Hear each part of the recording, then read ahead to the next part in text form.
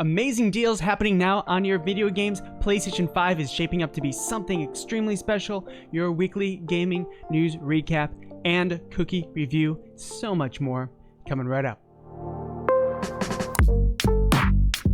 My last video got over 100 views. What do they expect of me? Welcome back to Sodi Pop on YouTube. It is Friday, June 5th. I'm Maddie, and this is your weekly gaming news recap.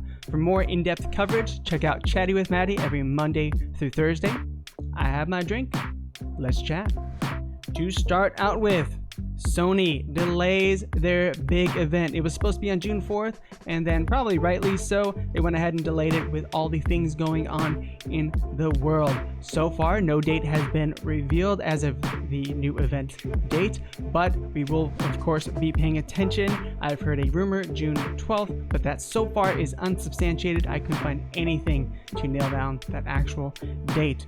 Sony was not the only one to delay their nice old date. We also have Guerrilla Games Collective, PC Gaming Show, Feature Game Show. Pretty much anything from this week got moved back. Now you'll see here on Summer Games Fest, we have Destiny 2, Guerrilla Collective, PC Game Show, Unload, Play Live. There is a ton of stuff coming this June, so get ready.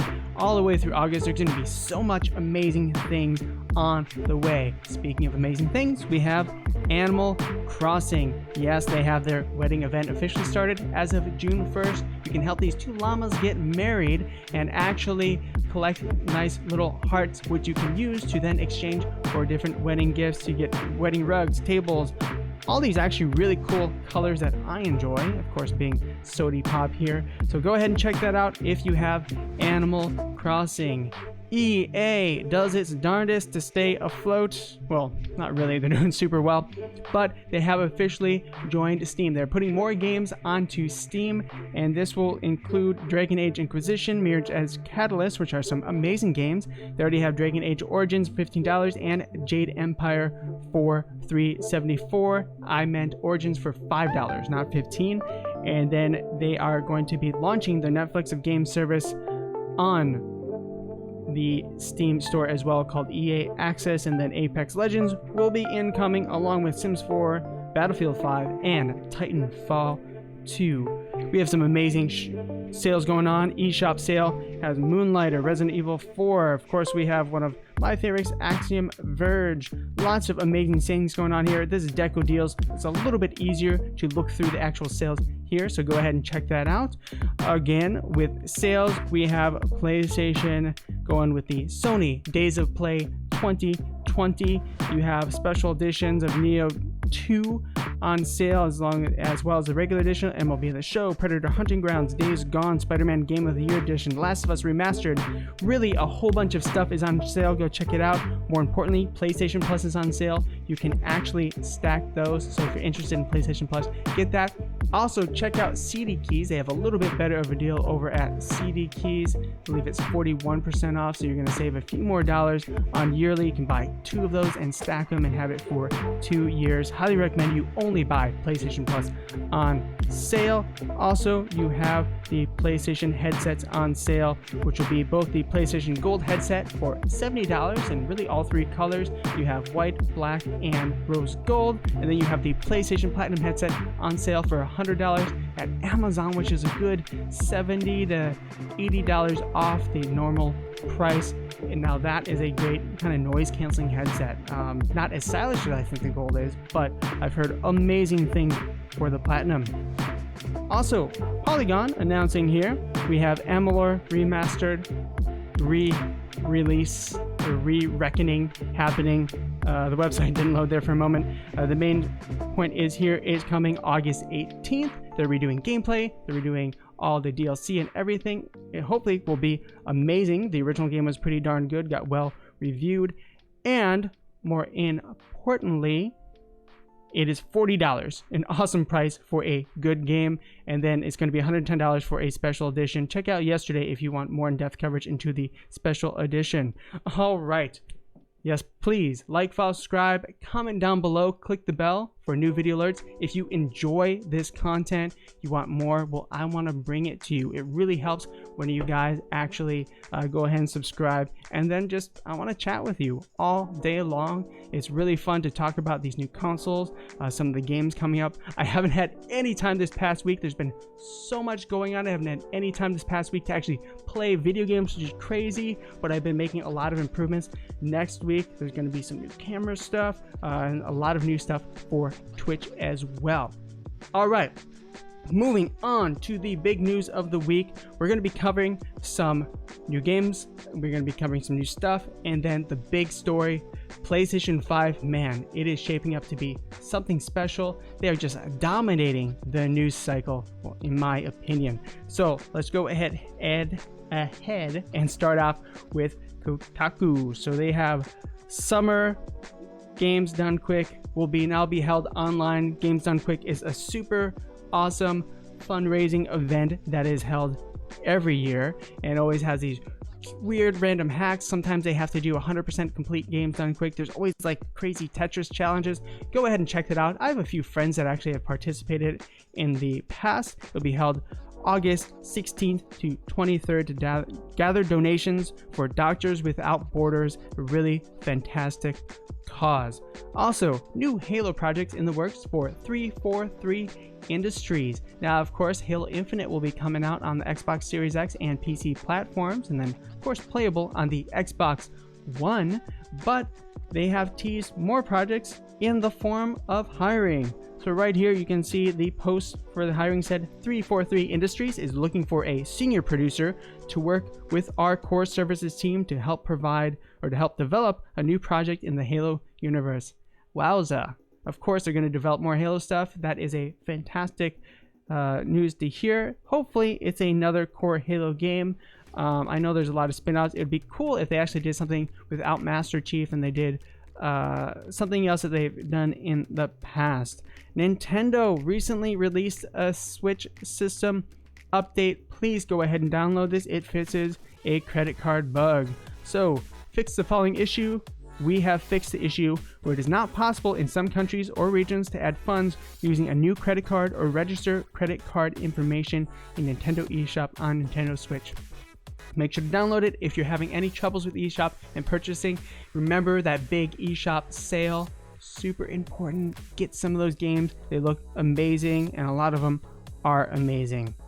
All right, Amazon's team shooter Crucible. So if you guys haven't been following this, I haven't really said anything about Crucible because, well, it's kind of come and gone.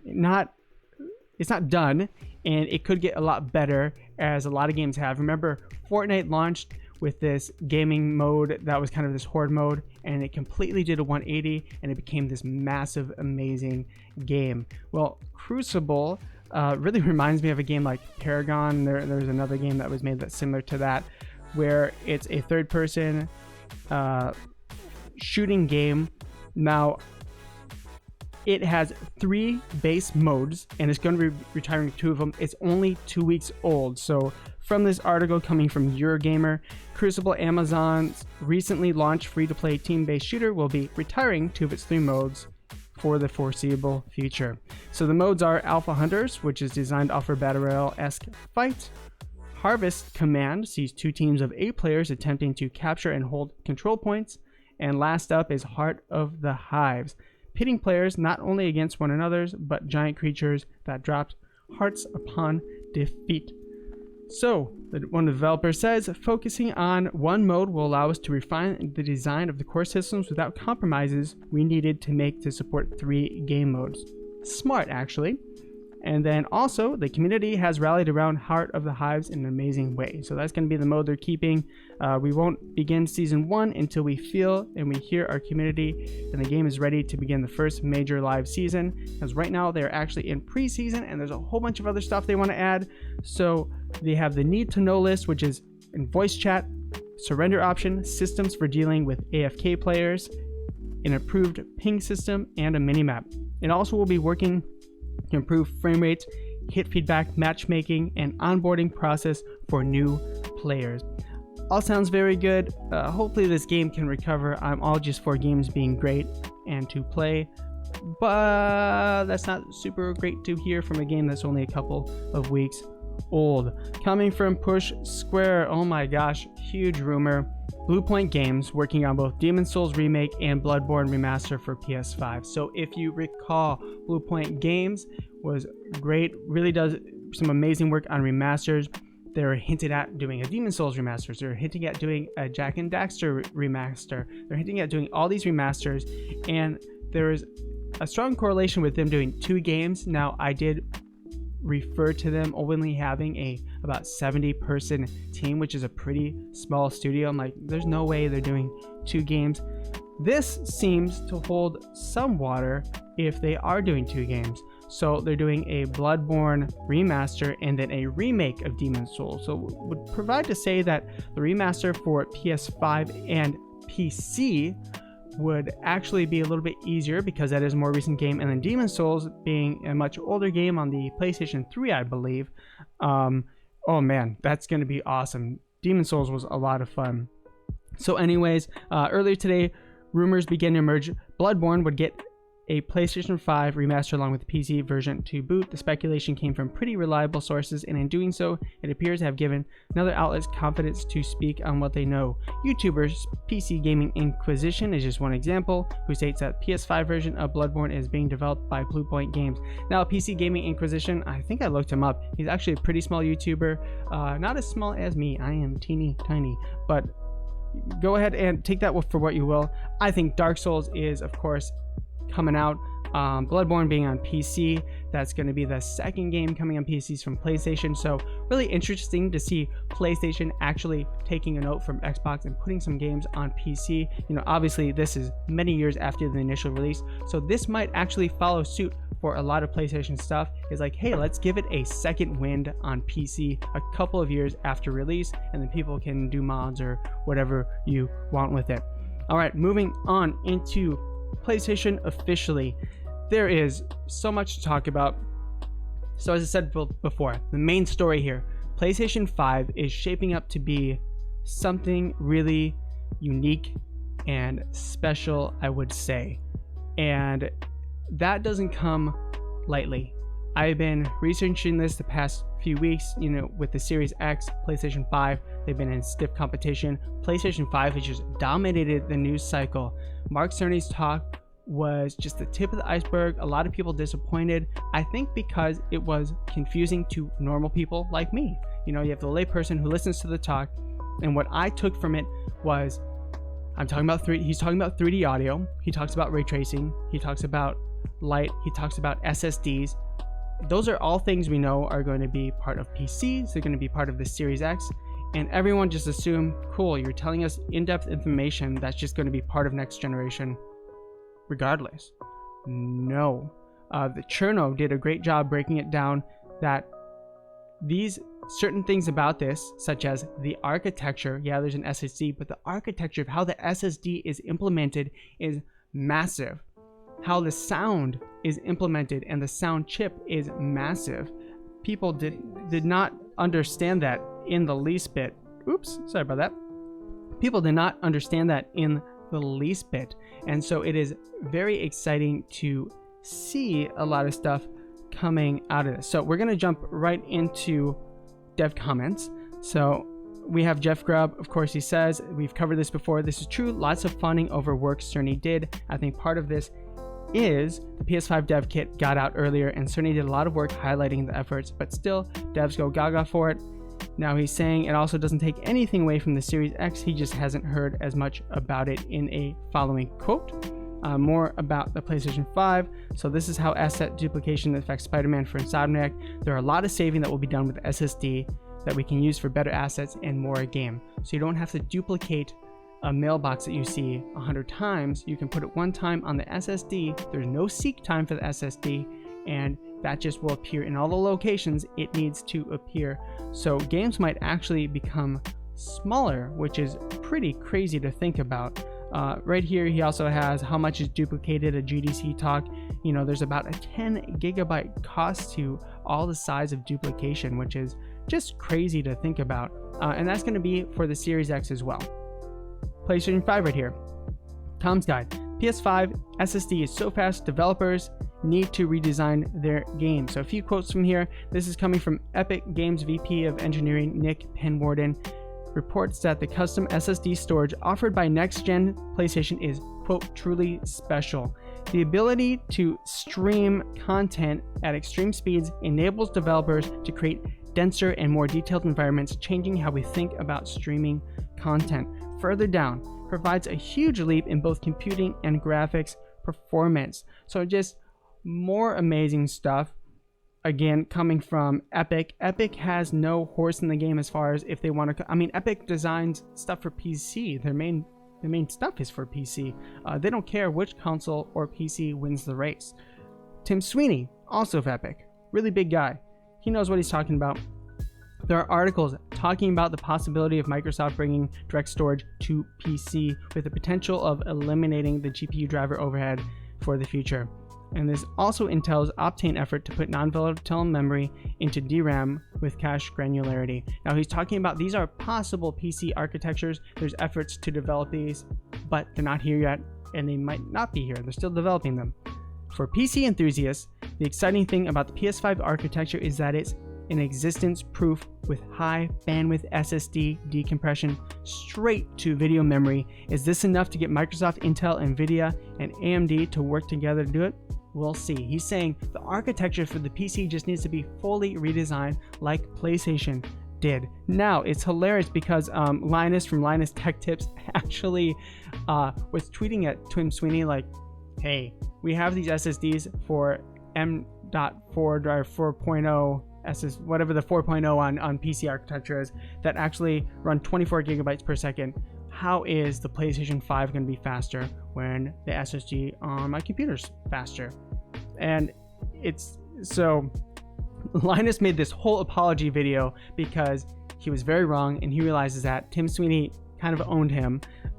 Actually is a really good video. He explains it more as to why he's wrong.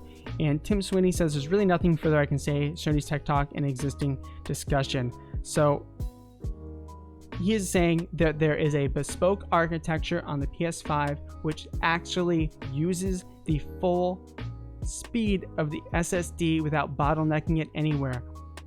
The 24 gigabytes that you see on that PC SSD is just theoretical. That's great. It has this max La La Land running speed that's 24 gigabytes per second, but there's no architecture that doesn't bottleneck it to where it actually would run that quick. It's a number, and numbers go up. That's great. So it's really funny. I mean, check out this video. It's actually really fantastic from Linus Tech Tips. Pretty funny at the beginning. He did get owned pretty hard by Tim Sweeney. Also, unique cooling. So all this quickness and power, and PS5 is going to be running at a higher clock rate, which will make it just run hotter. Well, yesterday we had the revealing of the cooling system, what it's going to look like. Let's check this out again. It's awesome. You have air being taken in from the center like this V manifold, and one of my commenters yesterday said it's almost like a car engine. It comes in as this V, and it goes out through, looks like 6 fans out the side and at the back of the console. I was also wondering if maybe this is the Venturi effect, where coming in through this V, sucking in air through this narrow manifold, that actually adds to the velocity of air, so speed plus direction, adds to the velocity of air, making it even cooler air. Cerny said, I think you guys would be pleased by our unique cooling solution.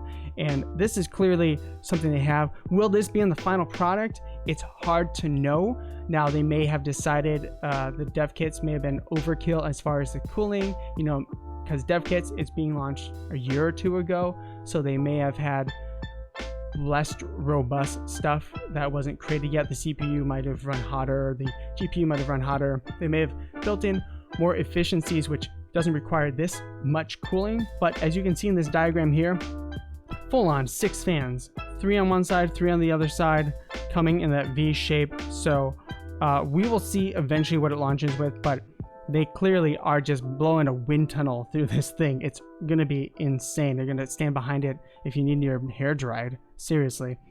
And then we have Mark Cerny's talk with Cherno. Cherno has a great breakdown if you haven't viewed this before. I broke it down even further because he has 3 separate videos that are like 30 minutes each. So it's a long time, just like this video is going to be. But essentially, PS5 comes down to custom decompressor chip that will break down the Kraken 5 or Kraken compression, which is coming a little bit of mixture from zlib compression, gives 10% better speed. That custom decompressor equals 9 Zen 2 cores. That's Zen 2 CPU cores, like just amazing. It's so much more efficient than the CPU is at decompressing, and that's like what Tim Sweeney is going gaga over, seeing the architecture, in addition to all the stuff that helps it out. In addition to that, sound. Now Sony took a kind of a customized GPU and made it into a PlayStation 3, I think it's called PSU or PCU or something like that, where the PlayStation 3 had this amazing sound capability, but it was so unique and weird that people couldn't really wrap their minds around it the way they wanted to. So essentially, they took some PS3 architecture and used that to inform the decision about how to make this new sound chip. And technically it can make like 5,000 or something different drops, but hundreds of different sound sources. So this is where I'm going to next, because in the talk he said it can have hundreds of different sources. Dolby Atmos can have 32 different sources, and we didn't want to be limited to that. Also, with the limited sources, Dolby Atmos, you have to buy a special Dolby Atmos soundbar, special Dolby Atmos headphones. You have to buy into it. You can't just have any old headphones or soundbar. PlayStation 5 wants to run on any single thing that just has sound. Dolby came out and said, and I covered this a few days ago, is it true? There's a question, is it true Dolby Atmos has capped at 32 objects? They say, no, that's incorrect. As a technology, Dolby Atmos can support hundreds of simultaneous objects. That being said, we fall back on sage advice from developers of some of the most Atmos games. Objects are a fantastic tool, but restraint should be shown with respect. I would cover more of that, but they were basically saying, no, Sony's wrong. We're upset that he even said that. Now, I looked more into this and I was like, what is Sony talking about? What is he... Why would he say that in a speech if it weren't true, especially a speech to developers who would know if it's true or not? The developers, they work with Dolby Atmos. They know if that's true or not. Dolby, call out. What the heck? So, it technically, yeah, it doesn't support it, but I found this forum beyond, I'm going to call it metal_spirit, found all these wonderful evidence, and I looked into it. Avid Pro community. I'm also finding out it probably used 32 objects at most. AVS forums. Atmos encoding up to 32 objects or channels. Microsoft Spatial Sound Windows Xbox. Dolby Atmos format supports 32 active channels. Yeah, third parties are limited to 32 active channels. Let's go on Dolby's site. This is their user guide. Supports sending up to 32 channels of audio, beds, and objects from Pro Tools to renderer. And then finally on Microsoft's own site, Windows 32. On Windows and Xbox, the number of available voices varies based on the format in use. Dolby Atmos format support 32 active objects. 32 active objects. Seems like third parties are limited to that. Could they expand past that? We don't know, but that 32 objects didn't just come out of the blue. It is an actuality for developers. Now, if they had a million more objects, would it just crowd your spatial awareness? Well, no, not if used correctly. If you want to have 1,000 different raindrops, the human mind kind of makes that stuff fade to the background and focuses on just the pertinent information. I mean, we're hearing sounds every day, all the time. So it depends on how the actual audio coding works, how good the chip is. There's a lot of ifs, ands, and buts. Sony seems to be doubling down on the audio in addition to this bespoke hardware. I mean, at the end of the day, what I said is Sony seems to be developing something very bespoke and kind of like trying to develop something that's unique, not just a powerful PC for the time. It's just a different architecture, and it sounds awesome. I mean, you have so many different people weighing in and saying, well, technically, well, we don't know. And ultimately, we will not know until we start seeing demos and using it ourselves. I mean, that June 4th date, hopefully that comes very soon, because until we start seeing stuff run on it and it jumping from game to game, like it's hard to imagine just how quick the console is going to be. Remember Xbox Series X, we had that one demo of the guy actually like jumping in and out of several games at a time. I mean, think of how quick that could possibly be on the PS5 if things are just instantaneously loading, if they did design their system like that. So a lot of unknowns, super exciting. I am just like super pumped about next generation, and specifically PlayStation 5 right now. All right, guys, well, that's going to do it for the main news. I mean, we still have a cookie review. There's still so much to do, so stick around for that right now. Again, sticking with Trader Joe's, we have some Lacies. I'll be honest. These are the milk chocolate macadamia nut Lacies from Trader Joe's. And yeah, I had one this morning, and it's pretty darn good. So, not to spoil the surprise, but these are the Lacies, nice and pretty. Pretty girls here. They are essentially, if you've ever had like a toffee bar or toffee flavor with, they're like two essentially cookies, and in the center they have milk chocolate. They also have ones with dark chocolate that are made with almonds instead. So of course we're going to start out with the density test. Smell? Smells like toffee and chocolate. Density is thick. This is a thick boy. Real thick. Taste.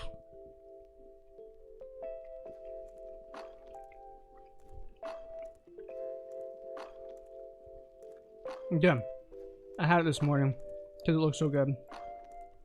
It's really good. One thing I always point out is texture. It's a little bit softer than what I thought it would be, but it's nice because it has a soft and then snap at the end, which is really nice for a cookie. They have a little bit of both textures. Really happy with this. The chocolate taste is pretty not pronounced. Maybe that's because it's milk chocolate, maybe because not enough chocolate, maybe it's because the toffee flavor is just that much stronger. But still really good, nice crunch. Again, I'm always into coffees with milk or like coffee or what have you, like hot chocolate. It's fun to have it with stuff. This is a good like coffee cookie for sure. I don't even know if it can be considered a cookie, but it is a cookie. I highly recommend these. These are good out of great cookie. No, these are amazing out of great cookie. Yeah, that's what I want to say. Check these out. Lacy cookies from Trader Joe's. That about does it. Thank you so much for watching this version of the weekly gaming news recap here Friday, June 5th. My name is Maddie, and of course you can find me on the 3Ts and IG, Twitter, Twitch, TikTok, and Instagram at Sodi Pop Media. Next week, Monday, Wednesday, Friday, 4:30 p.m. on Twitch at Sodi Pop Media, streaming Rocket League. Trying to probably break into Diamond. I also have a whole bunch of cool stuff coming next week. We got a new camera coming, so hopefully stream look a little bit crisper, and just tons of amazing news, I am sure. Have a wonderful day. Remember, be yourself and eat a cookie. Bye.